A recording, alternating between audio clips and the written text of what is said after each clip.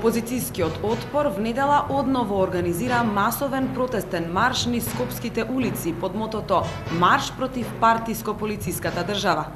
Маршот започнува во недела во 12 часот кај Веро во Тафталиџе, а ќе заврши пред символот на партиско-полициската држава, Министерството за внатрешни работи.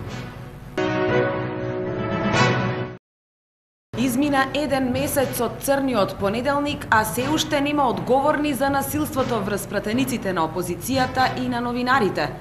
На 24 декември, по налог на председателот на Собранието Трајко Вејановски, а со намера да се овозможи екстресно и противуставно гласање на буџетот за 2013 година, со примена на полициска сила од Собраниската сала се отстранија пратениците кои застанаа против кршењето на Уставот, но и новинарите кои претходно беа насилно отстранети за да не снимаат и да не ја пренесуваат вистината.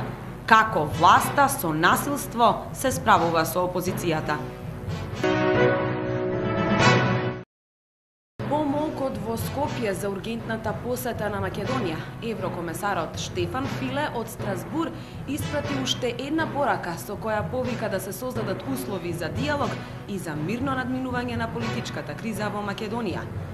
По природа јас сум оптимист и се надевам дека одговорните и владата и опозицијата со поддршка од председателот ќе бидат подготвени да најдат решение за настаните кои му претходија, кои се случија и кои следеа по 24 декември, изјави еврокомесарот Филе во Страсбур.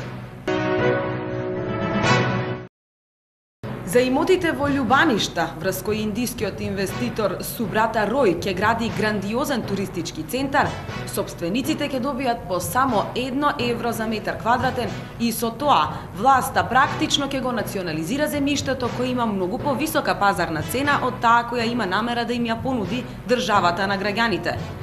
Градоначалникот на Охрид Александар Петрески преку писмо до медиумите подсети дека со изградбата на комплексот покрај езерото се прекршуваат многу закони, пред се одредбата која забранува подигање на градби на 50 метри од брегот на езерото. Од општина Охрид се сомневаат дека сето ова е предизборен трик на централната власт начело со ВМРО ДПМНЕ, сличен на оние кога предизборно ветувале дека ќе изградат автопат до Свети Наум.